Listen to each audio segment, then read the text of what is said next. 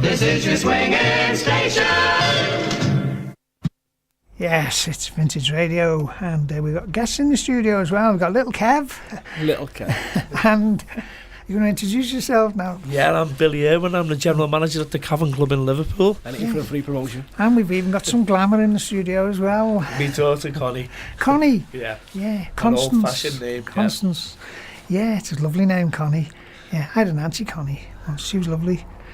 You might have even heard of her, Connie Rossiter. I have, yes. You heard of her? Yeah. She was the only woman to play the Blackpool Tower organ with Reg Dixon. That's a blast, yeah. Yeah, she passed away about 3 or 4 years ago. Oh. But boy, could she play. You know, she had before we get started, she had a Yamaha 9000 Pro keyboard. Now I've got one. Now she thought it was just a piano. When you turn it on, it automatically goes to grand piano. Yes. And she's playing the piano. She went to make a cup of tea, and I set it on country, on the patterns. Yeah. And I'm playing. What was I playing? I'm playing something anyway. And she came running and she says, how did you do that? How did you do it? Yeah. This is like a £6,000 keyboard. She thought it was that. She didn't know that it did all these things, But sadly she passed away, and I don't half miss her. I mean, it was a big trek out to Rochdale to see her, but yes. But good times. Yep. But, right, anyway, what have we got in store today? Come on. Same as usual. She brought the picture last week, the week before, wasn't it, when I turned around and said it was on our Instagram and Facebook. And it was actually Billy who took the picture. So we'll talk a little bit about that and the experience you've had in your house as well with... Yes, with my son, With your son as well. Yeah. I don't know whether Connie's going to get off her phone and say anything, but... I doubt it. That's the thing these days with kids, they're all on their phones. I wish somebody would show me how to work this one. I got a new phone, one of these Hawaii things. There's a thing about this. Hawaii's, There's a thing about this G5 or 5G, whatever it is, and they reckon that this company could break into our security services and everything, so they've got to try and block them. So it's scary now what everyone knows. I'd never heard of it, but I bought my wife one, and my other one, it got hacked. My old phone, so she said, I'll get you a new one for Christmas anyway, I've got it. You'd be surprised what got hacked. You wouldn't realise who's actually... My Facebook got hacked. Did it? Yeah. And honest to God it did. And when I look back in, I had 9 friends from Israel. Right, okay. That I'd never had before. Yeah. So I thought, well, I don't know anyone from Israel. I've got all sorts. Do you know last night? I think this is a scam. So I had to delete it. There's a friend of mine, and she said to me, I'm so happy. I just received £200,000.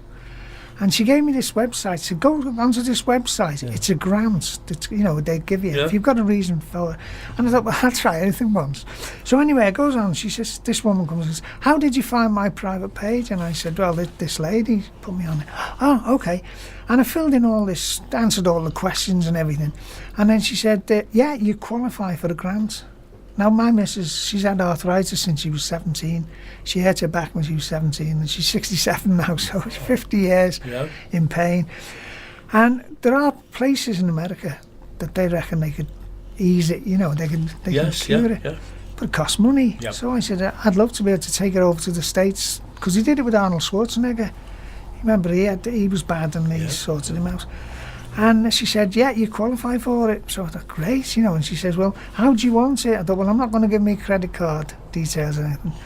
So I said, a cheque? Yeah, right. And then she got me address and everything. She said, UPS will deliver a cheque. How much do you want? And then there's like a list. You can go from 5,000 to 500,000. Now, if you went for 200,000, you've got to pay £2,000 for the cheque. Yeah, I can see look on your face. Yeah, you've got to give UPS 2,000 quid cash, and they'll give you this cheque or whatever, And made of rubber. Thanks very much, but no thanks. The King of Nigeria or something. Remember that one? Yeah. I mean, I haven't got 2,000 quid to throw away anyway, or to try it, But I said, thanks, but no thanks, That'd be alright, though. Not a chance you want to take, though. No. I thought there's got to be a catch to it, How much do you want? Yeah. How much do you want, yeah? Yeah. Well, they say it's like a sliding scale, you know. I mean, if you give them 5,000 quid, you can have 500,000. But Allegedly. yeah. Or you just might get a rubber check. That's it, the bounce here. So bounce they right do. back. No, thank you. I said to Lynn, it was the lady who put me through. I said, no, I'd rather be poor and happy. Yes, didn't know you'd been Yeah. scammed. Yeah. Oh, it'd £2,000. kill us. Yeah. So be warned. I mean, if it works, great. You know, if she did get 200,000, good on her. Has Lynn paid the £2,000 as well? Apparently, yeah. I don't know. I mean, I didn't ask. But all she said, oh, I'd love to be able to help you out, but the money's in the bank, and I can't get hold of my attorney. If you know, why do you need an attorney? Yeah. I've got about 80 quid in my account and I still wouldn't give that I'll now. PayPal you the tenner. Yeah. Yeah. Oh, It'll cost you anyway. 15 quid. Right, onwards and upwards. What have we got now? So we're going to talk a little about, we're going to talk, I can't believe you just said this on air. I was just seeing the red Oh, we're light. on it. Yeah, we're on air, yes. Over the last Hopefully. No, it's so comfortable talking, it's like we're all... That's the best Nice. thing. Well, this is it. It's not like radio, you know, one of these big commercial stations where they say, stop now, we've got to put an advert on. Yes, yeah. That's what I said to you Just outside, kind of- wasn't it? I said, like, I've been on City and Merseyside and whatever, and it's laid back in here and you can kind of... Yes, Yeah, it's just having a chat, that's nice. Do you know what I mean? It's dead laid back, isn't it? Yeah, if Ofcom cuts us off, we'll come back on next week. Different name. My legs are still tan from the last two warnings. I get warnings in here as well, you know. Wow. Everywhere I go. You just Oh, yeah, I guess his legs Trouble slack. causer. get my legs slapped everywhere. Do we care? Do we? Cause like, Yeah, it's like that. no, we have a bit of fun. You've got to have a little bit of a laugh, haven't you? Of Otherwise, course, people, yeah. the 5 listeners have got to Life's tune too in, short. turn off. Life's too short to be miserable, isn't it? Yeah. So we're talking about yours. You moved down. You're from the Aldonian village, aren't you? Yes, well, originally I'm from Highton, but got married, moved down to the Eldonian village with me, my wife Shelley, and Shelley's dad, who's now passed away, and my son Will was 2.5, 3 at the time. Obviously, Yeah. Connie wasn't born. Connie wasn't born at the time, yeah. But since you said since you moved in, since Will was younger, wasn't it? Will was young, he was only a toddler when all these things started happening. We just thought it was basically Will's imagination. Yeah. He's got these friends upstairs and that, but then it just continued and continued and started to get a little bit weird then. Well, but when did the first start? When did the first happen? Well, it was, Shelley's dad was still alive, because he sort of never dismissed it, but he was like very old school and that. Oh, so you don't notice, he's just got a mad imagination, you just let him play upstairs and things like that. But then it was a lot of the things he was saying. Well, as I say, he was only a toddler, 3.5 years of age, and at one time I had a bit of a cough, and Will came down. He said, Mary, who was one of his friends upstairs, said, take some bonbons. So I just thought, bonbons, I used to know them as little toffee sweets. And then Shelley's dad piped up and said, years ago, bonbons are like little cough sweets. Yeah. Years and years ago, and I thought, well, how would a 3.5-year-old know anything like that? So then it was, Shelley got a bunch of flowers one time, and Will had come down and he'd go, Mum, Mary said they smell lovely. So we started thinking, I think the main one that really frightened me, and I'm a grown man and I was frightened, he went to bed one night, and we live in a townhouse, 3 stories, so the living room's on the middle floor. So he toddles down the stairs and he went, Dad, Mary keeps talking to me, I don't want to go to sleep. So I went, oh, well, so me being like the dad, I went, come on son, I'll take you up, I'll show you, there's nothing wrong. So it takes him up to his little bedroom. So I'm like that, looking under the bed, going, Will, come on, nothing's there, looking in the wardrobe, come on son. And stone-faced, he just stood in the door and he went, there she is there, and pointed at the bed. Apparently this friend of his was sitting on the bed. Well, my nerves went. Oh, I think I left him in his taxi and ran down the stairs myself. One of our nieces, her little one, was stood looking at the door, talking to somebody, and Claire said to her, who are you talking to? She said, I'm talking to the old lady. Oh. So she said, you know, she took it with a pinch of salt, Yeah. like, you know. Anyway, it was a short while later, they came to our house, and we got a photograph of Jo and my wife and her mum. I was like, I said, that's the lady that I talked to. It was Joan's mum. Yeah. And she was so, you know, So taken back. really? She said, yeah, and she tells me stories. Yeah. But I mean, when I was little, I mean, a tot. We lived in I don't know, Kingsland Road up in Prenton, and we had a skylight in our bedroom. Yeah. And I was at the time we were that poor. It was only me and my mum, and I slept in my mum's bed. And I looked in the skylight and I saw this face. Now I swear to God, it was a face. It wasn't a reflection or anything. There was a face. And I jumped out of bed and I ran downstairs, you know. And I said, there's a face looking at me through the window. Anyway, my uncle came up and he opened the skylight and he had a look. He said, there's nothing there. And I went back to bed. And sure enough, the face was there again. And I've since been told that was my guardian angel keeping an eye on me, because there was a coal fire in the bedroom. Now, these days it's a health and safety, you know, but there was no fire guard or anything. Yeah. This guardian angel was keeping an eye on me, you know. That's what I'm saying, you'd be surprised with guardian angel. Everyone's got a guardian angel. Yeah. But it's like, as a bus driver, I was saying earlier on, there was one time I was just going to pull out of a junction, and it's a blind bend, it's a horrible junction in Liscard. And as I went to pull away, my foot automatically went to the brake, and this motorbike came screaming round the corner. So if I had pulled out, he'd have gone straight into the side of the bus. Just to realise what made you put your brake and it's happened several times. Yeah. You know, it's like you join in the motorway, and you look in the mirror, and there's nothing there. There's nothing there, but there's something in your blind spot. Yep. And for some reason, the car pulls back over, and this goes flying past. I said, God, I didn't see him. Yeah, well, you pulled over. That's your guardian angel, that looking after you. So when people say, oh, it's a load of rubbish, no, it isn't. No, I'd never dismiss anything. I think if you're closed-minded, you're not going to see anything, or you won't feel anything. There's that many people who are so shut off. Yeah, but it happens. You think you'd have to be talking about it happens to people, and they don't even realise, you know. And like I said, you could be walking along the road on a nice windy day, and for some reason, you get this urge to cross over the road, and just after you've crossed over, a big roof tile comes crashing down, you know. How's that happening, Why did that happen? And they just shrug it off. That's your guardian angel. Yeah. And then some people have said to me, well, okay, if you've got a guardian angel that looks after you, what happens when you die? You could be in a car crash or something and you die. It's your time. It's as simple as that. It's your time. Yeah. You know, and the guardian angel says, right, I'm taking you now, it's your turn. And you go, that's it. You know, and if you look at life like that, you know, it keeps you happy.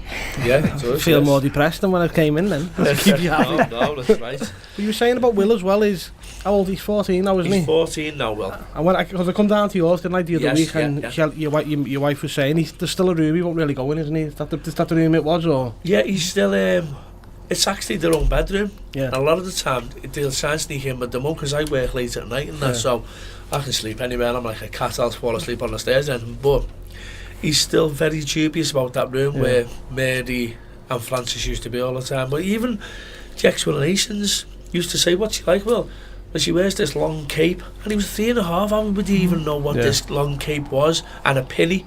Yeah. No, you know, years ago, ladies used to wear pinnies. The first thing, put the frock on, then the pinny, and but then in this day and age, would a 3.5-year-old know what a pinny was? No. It all became a little bit. True. Because when I came down, he doesn't really like talking about it, does he? He gets quite withdrawn on himself when you try and talk. Now, you can say he's 14, is that embarrassment, or is he actually, he doesn't want to go back there? Yeah, because when I came down, I was talking to Shelley about certain things, and you could see he was uncomfortable. No, he's not.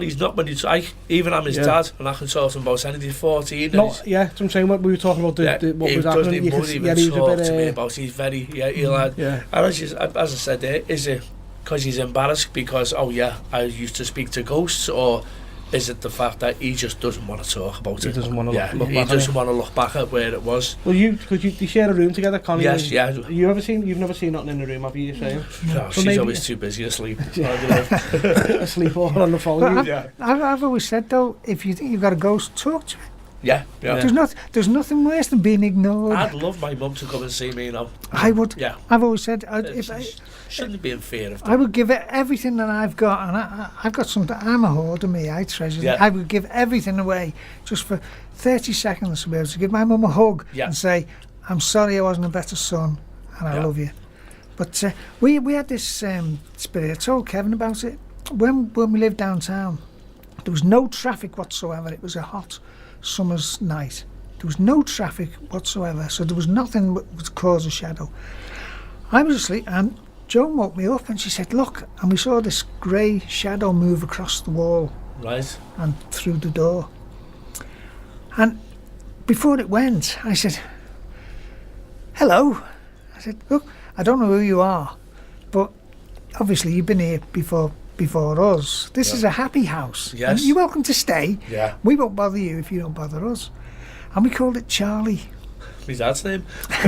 Now, we had a derelict outbuilding in our house, and I decided to make a new back kitchen. Now, I'd never laid a brick in my life. I built it. I did the electrics, I did the water. The only thing I didn't do was the gas. Yeah. Because what you can't Don't mess with gas. No, we had a gas fitter that did all that. But there were different things, and one example I told Kevin about, my son was helping me, and it was slightly wedge shaped, and we had to build off the damp course, and I had to go certain height, couldn't go above a certain height. Yep. Anyway, we built it, and we were putting the ceiling boards up, and we had one of those thick black pencils. Right, yeah. And I put it on the sink, and I held the board up, and I said to Gary, "Now what I want you to do is just mark so we can cut the angle." Yeah. But I had the board with the grey side down. Right, okay. It was upside down. Yeah. And I put it up, and I said, "Okay, mark it, Gary." He said, "Where's the pencil?" I said, "It's on the sink." He said, "It's not." I said, and I looked, and then I suddenly realised the board was upside down. I would have ruined an 8x4. Yeah, and I brought it down, and I turned it over. Where's the flaming pencil? Now, in the living room, which was the kitchen before that, we had these high cupboards, and on top of the cupboard was the pencil. But there was only me and Gary in, and we hadn't left the kitchen. So someone's moved that pencil to stop you ruining that board, then? And Gary went white. There was another time I was building a coffee table at one of these IKEA. Yeah. And I had the top, which should have been upside down. Right, yeah. And then you screw in the legs and everything. But I had it face up. So if I'd have screwed it in... That's it, it's ruined, yeah. And I said to Joe, "Where's my screwdriver?" 'Cause it was there. She said, "It's there." I said, It's not. Where the hell's my screwdriver gone?" I suddenly realised, oh, God, if I'd have screwed, I'd have ruined it. And next thing the screwdriver was back. So Charlie's been moving your stuff for you, yeah? And he used to pinch calculators and stuff like that. You know, they all used to go missing. We found them eventually. That's when you knew things didn't add up. We had a wall. Yeah, we had this wall unit that fitted the wall perfect, and behind it was an alcove cupboard thing. When we were moving house, we moved the units, and all the stuff was behind there. But there's no way you could get behind there. A little He dossed it all there, yeah. But that he didn't. When you moved, he didn't follow you, did he? I was really sad, but I had to go round. The house was empty. I had to go round and just check that everything was okay. But I left the heating on because I knew that the girl who bought the house was moving in the next day, and this was like in November. And I thought, I'll leave the heating on for her, but I've took me readings, you know, and every room I went into was cold, and it was really eerie. It was as if he didn't want us to go. Yeah. I was frightened, to be quite honest. I couldn't wait to get out of the house. And I think you were so happy with it all the other times, yeah? Yeah. Except when you were leaving. But there was just so many things that happened. I mean, we had a party one day, and my son-in-law went up in the bathroom, and by the sink was a mirror, and behind, on the other wall, was the bath with a bath curtain. Yeah. And he came down and he said, "I'll kill that Dobbsy." And I said, "Why?" He said, I looked in the mirror and I saw a figure behind the curtain stood in the bath, and I thought it was Dobbsy playing a trick. And Dobbsy said, "No, I haven't been up there." He said, well, I pulled the curtain back, there was nothing there. I said, that's Okay. Charlie keeping an eye. Charlie keeping an eye, They yeah. were all going to pee in the backyard. He Yeah, loves terrified to go to the bathroom. Yeah. There's a big misconception, because they don't harm you. I've never spoke to anyone who's been hurt by a spirit. No, it's, as you say, embrace them. If you're happy enough, Yeah. I mean, it must, if that's where he lived and he passed away there, and, to ignore him. I mean, like, I hate to be ignored. Yeah. He's looking at me. No, it's You so, said that. if you treat it like a member of the family, Yeah. and sometimes you could be sitting there on your own, and we had this Christmas decoration, and it was like a ball, and inside was a Father Christmas dangler. Yeah. This Father Christmas was spinning round. My daughter was terrified. I said, that's Charlie, he's just playing Charlie's with messed about with it, yeah. But there's nothing to be scared of. You No. know the same, but if you provoke it, as I said, people who do Ouija boards, I just don't understand it. it. No. Kevin, I was scared that night when Will said, and it's the way he looked at me, and he was 3.5, and he went, there she is, Dad, and he pointed across at the corner of the bed. So you should have just said hello. Because I was saying how I thought, what happens here? So I just left him and ran. As you do. So she 3.5-year-old standing there. would have been a bit upset then and said, well, why didn't you say something? Yeah. No, he never came down upset over anything she'd done or said. No, I'm saying when he was pointed coming out down to with you. nice things. How Mary said the flowers smell lovely, and And you say the old site where you're on with the old Tate and Lyle, is that right? the old St. Lars, and apparently there was a lot of accidents and fatalities around there in them days as well. So But you see a lot of spirits as well. If they're like a residual energy, they don't know they've passed on. So they're just doing what they used to do when they were alive. It's like continuing, that's what, like, people who don't believe in ghosts, I try and say to them, just imagine if you're going to work, if you're in that house for say 50 years, your energy's going to leave like a footprint. Yeah, of course. So when you pass on, your energy's still going to be there, which is a form of what a ghost is. You know what I mean? But I was telling Kevin, we went to a spiritualist one time, and I took my mother-in-law. Now, it's a long story, but Joan's dad, I was a bit of a tearaway, and Joan's dad stopped us seeing each other. 22 years later, we met up, and we've been married 25 years in next June, But anyway, we went to this spiritualist, and we sat there, and her mum was a bit, iffy. Anyway, we sat there, and she said, right, you three on the front. I've got this little stocky man in a naval uniform. And he said, hello, Lucy. Hello, Joan. Hello, John. That was her dad. Yeah. He said, oh, and there's a little lady here as well. That was his mum. And Lucy was just gobsmacked, the things that they were coming out with.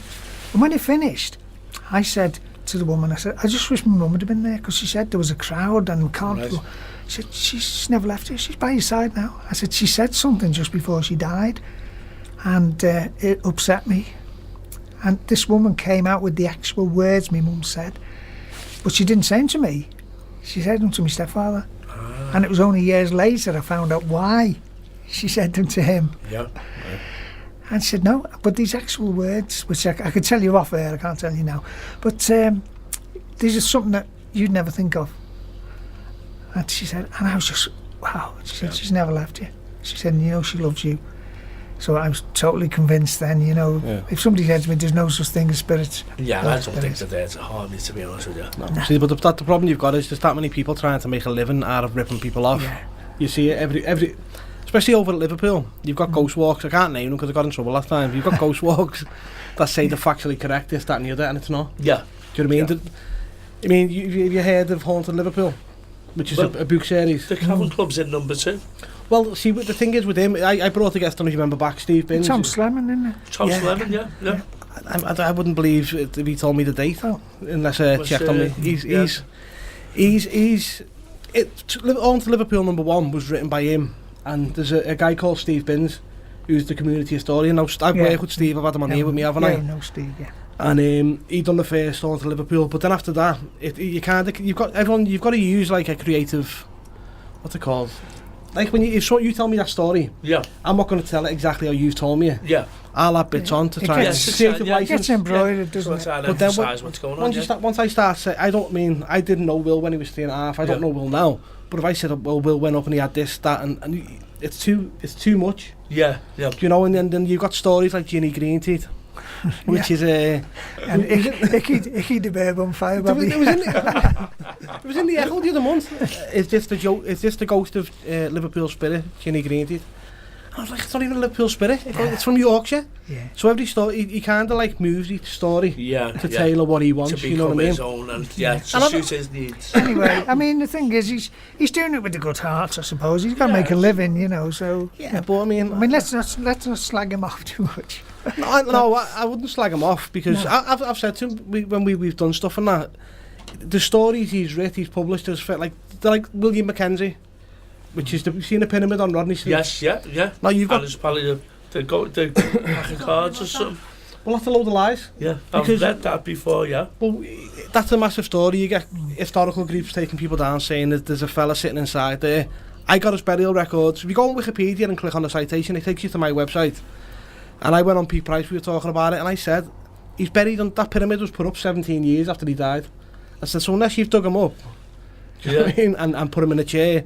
Well, you say people see him with a pack of cards in his hand and things like this. So there's so many different stories. As you say, people add on to it. People add on. And then it becomes unbelievable then. Yeah. But what annoyed me with when we've done our ghost walks in the past, it's not been so much on the ghost part. We'll do like a little paranormal investigation afterwards, but it's been more on factual stories. Yeah. So little Hilda there, and it's exactly 9:30. See that, we're spot on here, aren't we? Right, yeah, we're talking about spirits and things. There's nothing to be frightened of. It's very educational as well. So, carry on.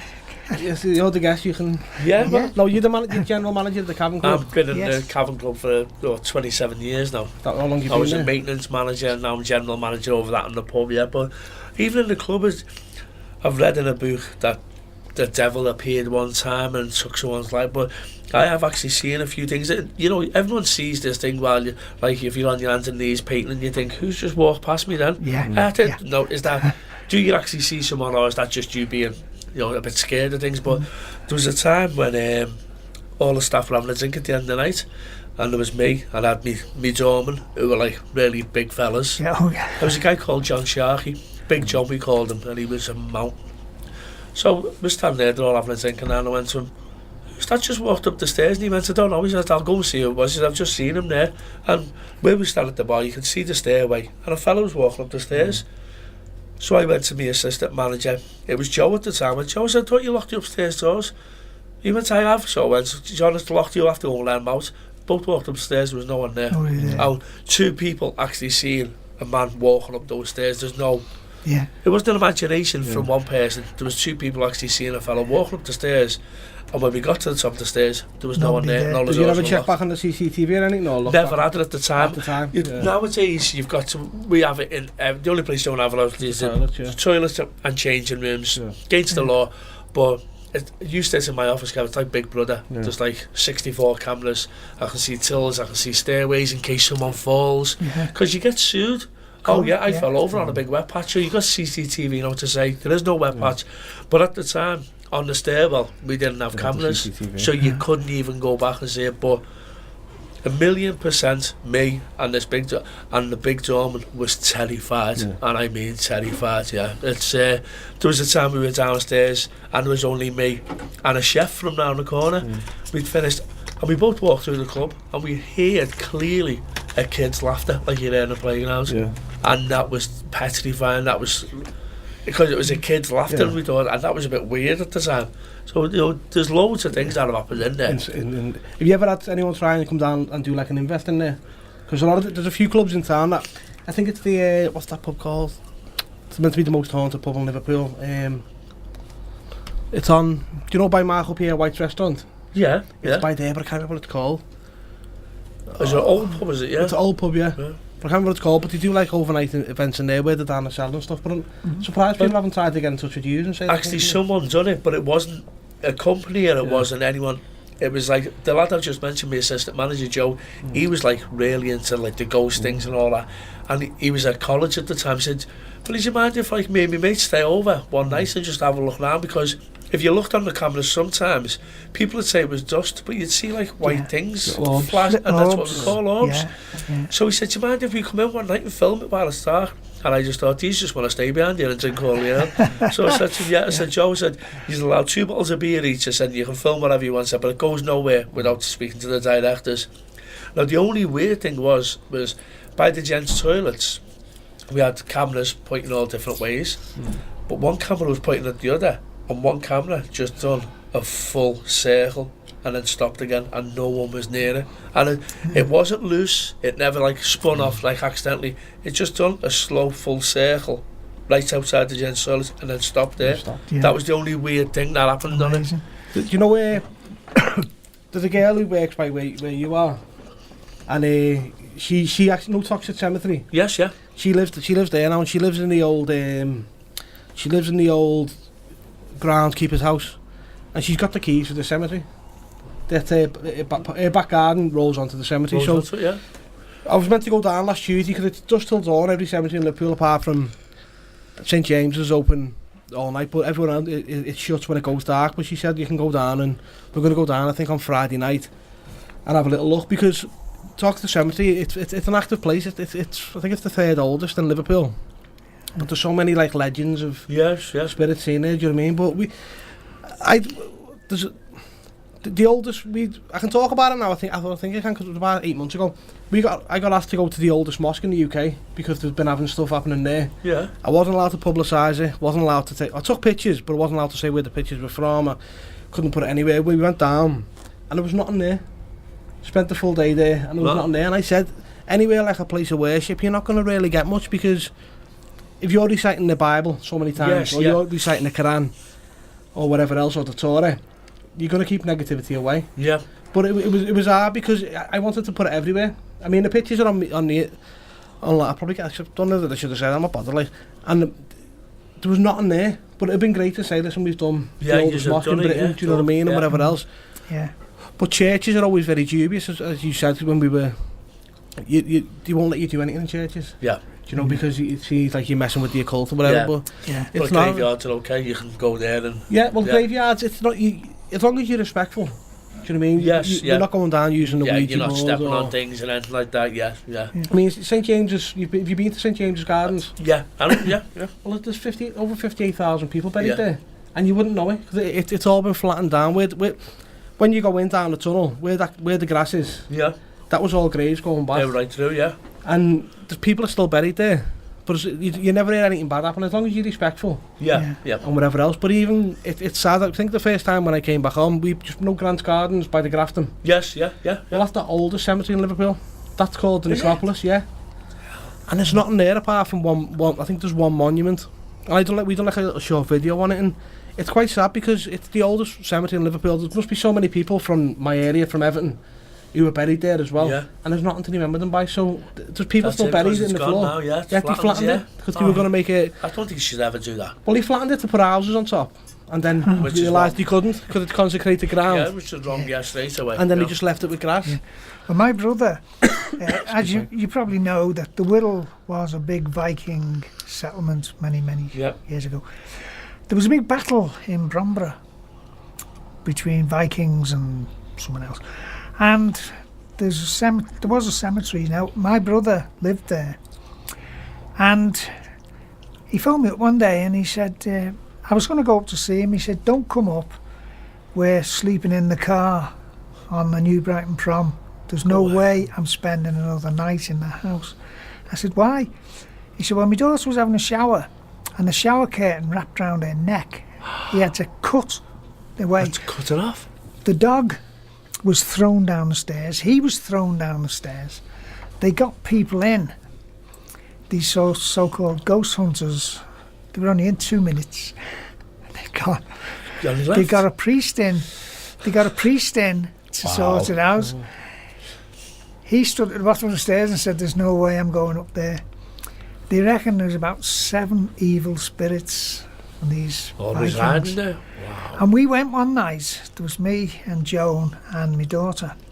And we sat outside. Now, we knew the house was empty because Graham and his wife and his daughter were sleeping in the car. They could have come to ours, but I never thought. They were sleeping. Actually, it was so they could get a move. if they'd have moved in ours, they'd have been still there now. But by sleeping in the car, the council had to. You had to move them, yeah. So we sat outside the house. It was in pitch black, and we watched the blinds lift up and come down again in the bedroom where these spirits were. And I tell you, we were sat over the road, and the hair was standing up. Yeah, there's too much to not believe it, really, I think. Yeah. But to see that, we said, and my daughter, she's fearless. She went over and she even tried the front door and said, "No, the front door's locked. There's nobody in there. There's nobody in there." And then she ran back. Yes. But the things were moving. The blinds moving. But there was no windows open or anything, so there's no way there was a So that's draft. the first, do you think of the obvious? Is there a draft coming through? Is there somewhere coming? And once you try to do it. You've got to debunk the obvious, haven't you? That's what I was doing with that photograph, Kevin. It was just like, that photo, if you look at it, it's a perfectly panoramic picture. You can see my sister, my brother-in-law, you can see Will sitting on the couch. You can see the doorway. The architrave, the doorway, there's no break in any of the...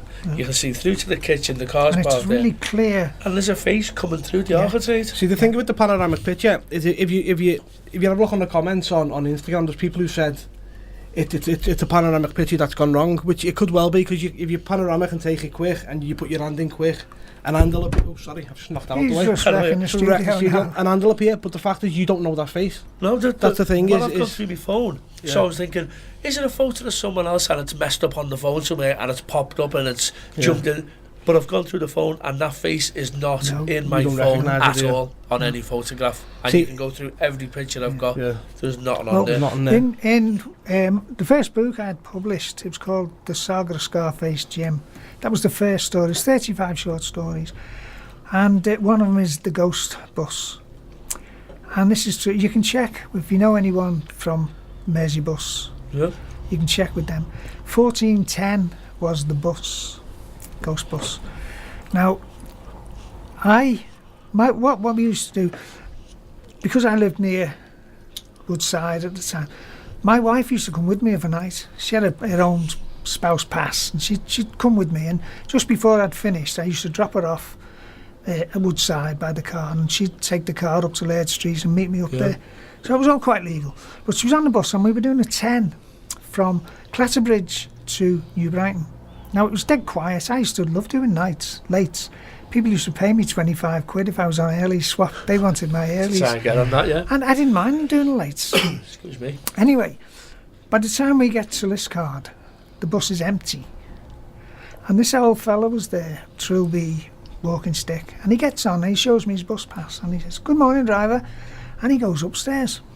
Now, I never stopped till I got to New Brighton. Had no more passengers. I only had the one passenger on, Joe. So when we get to New Brighton, I pulls up on the front. I don't know if you know where the buses used to stop on the front. And I'm about 50 yards from the bend. You'd go down the hill and turn the corner, and I used to stop there.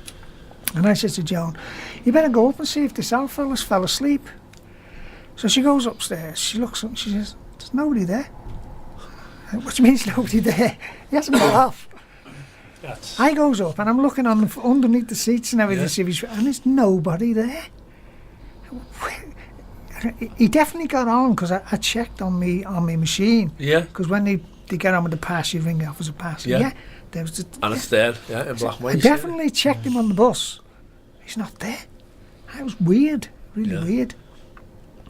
Anyway, a few days later, I'm doing the exact same trip. And again, I've got nobody on, and I get to Liscard, and there's this old fella stood there at the bus stop. He puts his hand out, and I said to Joan, "Stand by the stairs. Don't let him go upstairs. Keep him downstairs, yeah." Anyway, he gets on. "Evening, driver," and he shows me his pass, and I rung his pass off, and he goes and sits downstairs. So I'm driving all the way to New Brighton, and I'm watching him in the mirror, and he's just sitting there, quite a thing, you know. Anyway, I didn't stop again, didn't pick anybody else up. We get to New Brighton, pulls up, and he says, "Good night, driver," and he gets off the bus. So, literally 2 seconds after he gets off the bus, Joan gets off the bus to light a cigarette. And she says, "Where's he gone?" And I look in the mirror, and he hasn't gone round the back of the bus. He's disappeared. Usain Bolt couldn't have got round that corner, in that time. Totally disappeared. Wow. I thought, where the hell's he gone? Anyway, it's a few days later. I'm in the canteen and I'm talking to one of my mates, and he said, "I've got that 1410 on the next trip," and I was telling him about this. "Oh, you mean the old man?" I said, "You know about him?" "Oh, everyone knows about him." I said, "Well, nobody told me." He said, "I'll tell you what happened." He said, "It was Christmas Eve, and the bus pulled into Laird Street, and they pull up to the pumps, and the shunters fill it up, and then they take it down onto the lines and park it up. Now, nobody checked the bus, and apparently this old fellow had been upstairs, and he passed away. Passed away on the bus? And it was only on Boxing Day, or the day after Boxing Day, that a driver goes up, and usually, because it was winter time, you go up and make sure all the windows were shut. No point putting the heaters out the windows. And he goes, and he found him. And there he was, stiff as a board. And he said, and he actually described him, this old fellow with a trilby and his walking stick. And he said, he must have got on at Liscard. As Cavern said, he's left his footstep there, hasn't he? It's just leaving footprints somewhere, But this bus was weird. One of the shunters overheard us, and he said, he said, it broke down once. He said, and I had to go out with a spare bus. And I'm driving 1410 back, and I heard this dum, dum, dum, dum coming down the stairs. He said, it was an orange. It was an orange.